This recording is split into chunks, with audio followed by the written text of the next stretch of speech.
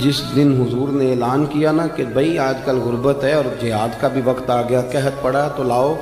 حضرت عمر کہتے ہیں میں نے اس دن 2.5% نہیں 50% دینے کا ارادہ کیا۔ حضرت ابوبکر صدیق رضی اللہ تعالیٰ عنہ تو ابھی آنے والے تھے، جناب عمر فرماتے ہیں کہ میں نے نا آدھی رقم، یہ بہت بڑی رقم ہے، آدھی جائیداد، اس کو چھوٹا نہیں سمجھے آپ، یعنی 50%، اور فرماتے ہیں ہر شہر رکھ کے میں نے ماپی، اور مجھے پتا تھا کہ ابوبکر صدیق کے کاروباری حالات آج کل ٹھیک نہیں، یہ مجھے پتا تھا، باقی معاملات بھی میرے سامنے تھے، قحط تھا، میں نے کہا آج میں جیت جاؤں گا۔ آپ فرماتے ہیں میں سارا مال لے کے گیا۔ اب میرے حضور کے پوچھنے کا انداز بھی، نبی کریم نے فرمایا عمر کیا لے کے آئے ہو؟ عرض کی یا رسول اللہ 50% لے آیا ہوں۔ آپ فرماتے ہیں ابھی حضور خوش ہو رہے تھے، دعا دے رہے تھے کہ ابو بکر بھی آ،